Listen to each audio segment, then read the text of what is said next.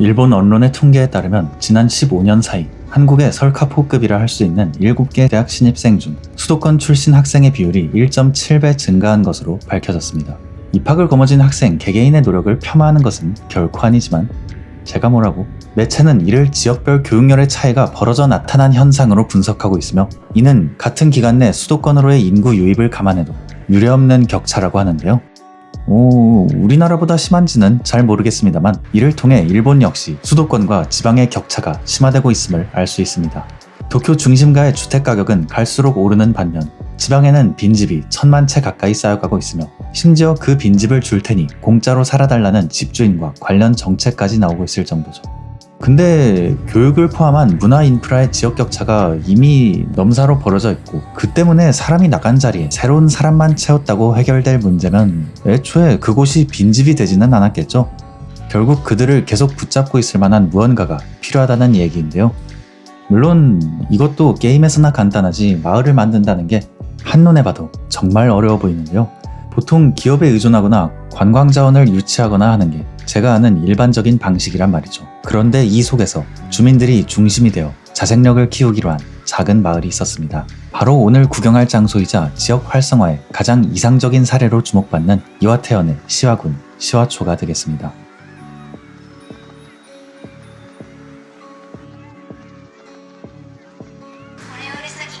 이와테현은 토호쿠 지방에서도 아키타현, 아오모리현과 함께 묶여서 북토호쿠로 불리는 일본에서도 일명 시골로 통하는 지역이며 고유의 경제, 문화, 유구한 역사적 명소들이 있지만 오늘날은 그냥 오타니 쇼헤이 출신 현으로 가장 유명합니다. 이와테현의 유명한 먹거리로는 오리오카 냉면이 있는데요. 무려 호텔 조식으로도 냉면이 나올 정도죠. 맛은 특이하게도 함흥과 평양을 반씩 섞은 신기한 식감으로 저한테는 간이 이분하게 잘 맞았던 것 같습니다. 얘기가 잠깐 딴기로 샜는데요. 이와테현은 일본에서 홋카이도에 이어 면적이 두 번째로 넓은 현이지만 인구는 100만 명 남짓인 아주 평화로운 곳으로 특히나 오늘 알아볼 시와초는 그런 이와테현에서도 주민이 3만 명을 겨우 넘는 인구만 놓고 보면 강원 태백시랑 비슷한 곳이란 말이죠. 이런 작은 마을이 어떻게 자립할 수 있었을까요? 시와초로 가려면 우선 이와테의 현청 소재지 모리오카시에서 열차를 타고 이동해야 하는데요. 하행선을 타고 5정거장 거리를 달려오면 시와 중앙역을 마주할 수 있습니다. 사실 역에 내리자마자 잘못 내렸나? 하는 생각이 들었습니다. 지역 개발의 예를 구경하러 왔는데 이건 개발이 아예 안 된 곳 아니야? 싶었기 때문이죠. 보통 역이나 터미널 등 교통 요지를 중심으로 상권이 발달하기 마련인데요. 때문에 우리가 아는 번화가들을 떠올려보면 도로나 선로를 기준으로 고층 건물이 늘어서 있는 경우가 허다하단 말이죠. 특히 일본이 이런 게 굉장히 심해서 엄청 답답하게 느껴지는 경우가 많은데요. 동네를 개발하겠다는 입장에서 이 접근성을 마다할 사람은 없기 때문일 것입니다. 하지만 시와초는 이러한 선택을 하지 않은 것 같습니다. 역에서 내리면 늘상 보이던 고층 건물 벽은 온데간데 없고 대합실을 포함한 조그마한 역이 맞이하고 있죠. 여행자 보정까지 더해서 이게 꽤 신선하게 다가왔는데요. 하나뿐인 역의 좁은 출구 너머로 활기찬 마을이 보이고 있으니 마치 지브리나 하루키 소설에 등장할 법한 다른 세계로 이어지는 터널 같은 느낌이었달까요? 여기에서부터 이미 시작됐구나 마음의 준비를 하며 나왔던 것 같습니다. 역을 나와서 걸어오면 멀리서 봤던 광장을 중심으로 펼쳐진 건물들이 보이는데요. 여기가 바로 시와초 마치즈쿠리의 핵심인 오가루 프로젝트를 위해 지어진 곳들이 되겠습니다.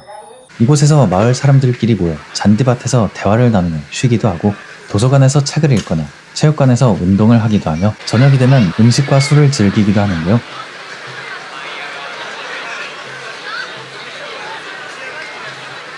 특이한 점은 도서관이나 편의점, 병원 등 아이와 노인을 포함한 모든 사람들이 이용할 수 있는 보편적인 시설, 그리고 축구장이나 체육관, 레스토랑, 호텔, 관공서처럼 온라인보다 오프라인 경험이 일반적인 시설 위주로 들어와 있다는 것입니다.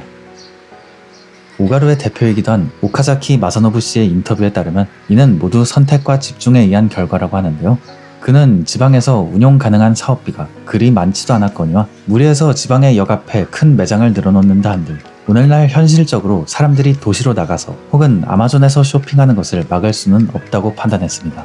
따라서 우선 사람들이 발걸음을 할 수 있는 구조, 즉 마을 사람들을 한자리에 모을 수 있는 보편적인 종목들을 중점적으로 해서 수익 구조와 공동체 개발을 함께 구상했다고 합니다.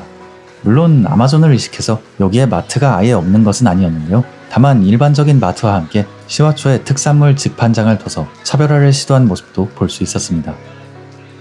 이렇게 입주할 시설의 성격을 미리 염두에 둔 덕분에 모든 건물에 후분양이 아닌 선분양 방식을 채택해서 입주자를 미리 구하고 난 뒤에 업종에 필요한 바닥 면적과 수익을 미리 산정해 공사비를 극한까지 커팅할 수 있었다고 합니다. 심지어 결과물은 그마저도 예산을 덜기 위해 당초 3층 철콘이던 계획 안에서 2층 목조 건물로 축소되었다고 합니다. 오늘날 지역 활성화의 이상적인 사례로 평가받고 있지만 그 과정 안에는 이상보다는 현실적인 타협의 연속이 숨어 있던 것이죠. 그리고 이들이 선택한 또 하나의 선택과 집중, 차별화는 바로 스포츠였는데요. 한국도 그렇겠지만 일본의 스포츠 시장 역시 규모의 상당수를 야구와 축구가 차지하고 있습니다. 때문에 야구장과 축구장에 투자를 집중하는 것 또한 일반적인 그림이었죠. 시와초 역시 이와테현의 축구센터 건립을 따낸 것이 초반 확장에 매우 주요했다고 하는데요. 하지만 시와초는 이후에 눈을 돌려 마이너한 측면에도 집중했습니다. 바로 실내에 일본 최초의 배구 전용 체육관을 조성한 것이죠. 심지어 그냥 배구장도 아니고 무려 국제대회 기준에 맞는 퀄리티로 만들어버렸다고 합니다. 게다가 마침 같은 건물에는 호텔까지 들어있었죠. 이 유니크함 덕분에 각종 배구팀들의 전지훈련장이 되거나 국제 친선 경기장이 되기도 하고 때로는 지역 실업팀의 경기장이 되기도 하며 수익을 창출할 수 있었다고 합니다.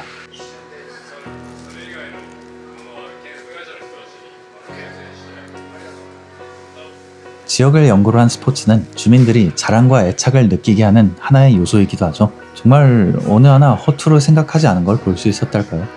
이 노력들 덕분에 굉장히 작은 마을임에도 불구하고 연간 100만 명가량이 찾아오는 명소가 되었는데요.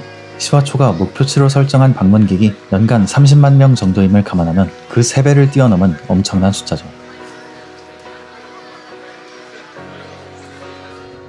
지금까지 오가루가 성공할 수 있었던 요인 그리고 성과에 대해 살펴봤는데요. 그런데 이 성과가 중요한 이유는 따로 있습니다. 바로 앞서 나왔듯 오가루는 외부의 투자금이나 지원금을 최소화한 채 공공과 민간이 협력하여 일어선 프로젝트이기 때문입니다. 우리는 지금까지 많은 지자체들이 거금을 들여서 세운 건축물이나 조형물 혹은 지역사회가 감당하기 힘든 초대형 시설을 유치하는 것을 많이 봐왔습니다. 하지만 허울이 아무리 좋은들 투자를 했으면 회수를 해야 하는 게 현실인데요. 결국엔 그것들이 내실을 갖추지 못한 채 빚만 남기고 빠지는 것도 많이 봐왔죠. 시와초 중앙에는 앞서 보셨다시피 대형 건설사의 으리으리한 마천루도 없고 새하얗고 번쩍번쩍한 여느 거물 건축가의 작품도 없었습니다. 모든 건물이 재료에서부터 완성까지 현지인들의 손에 의해 만들어진 데다 제3세력의 이권이 없이 마을 공무원들과 주민들에 의해 운영되고 있으며 편의점 하나를 제외하면 모두 로컬 브랜드와 공공시설들로 채워져 있죠.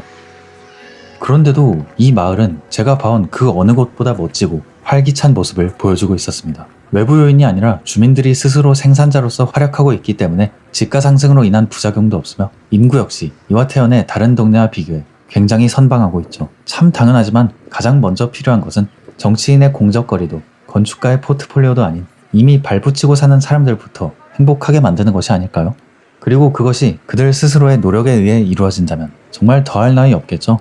이걸 해낸 노하우를 배우기 위해서 타 지방에서도 굉장히 많은 사람들이 찾아온다고 하는데요. 시스템 자체가 마을에 있어서 비즈니스의 일환이기도 한 셈이죠.